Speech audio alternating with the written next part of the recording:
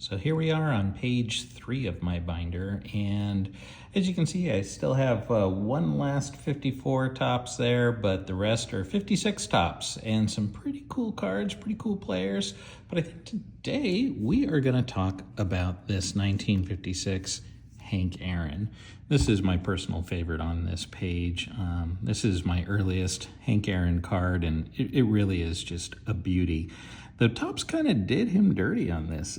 If you look at, not only do we have this great picture of him, young Hank there, but look at who's sliding into home there. That is not really Hank. If that looks like Willie Mays to you, you are correct. That is Willie Mays. They just doctored up the uniform to make it look like a Braves.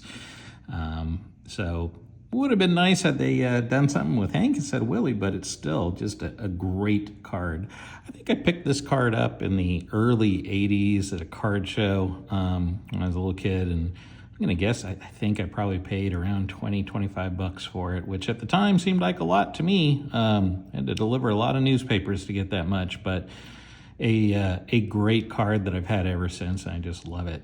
Now, of course, Hammerin' Hank, more than just a baseball legend. He was a symbol of perseverance, dignity, quiet strength, all in the face of adversity. We'll talk about that in a sec, but over the course of his 23-year career, he played mostly with the Braves, of course, later with the Brewers, but he amassed 755 home runs.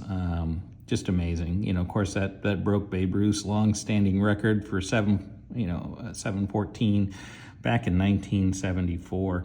That moment when he hit number 715, it was monumental. Not really just for baseball, but for America in general. He did it while enduring just an absolute torrent of racist threats and hate mail. Yet he carried himself with grace and resolve through it all. I've seen so many interviews, with him and read about it, and just an amazing guy. He was a 21-time All-Star, which is amazing. Only won one MVP award, which I find pretty weird, but he only won one, but still, he got one. And he finished his career with a .305 batting average. He had 3,771 hits, 2,297 RBIs, which, by the way, is still the most in Major League Baseball history. He passed away in 2021, but his legacy lives on. It will, forever, as long as baseball's around. But it lives on in the Hank Aaron Award, which is given annually to the top offensive players in each league. And in the hearts of the fans who saw him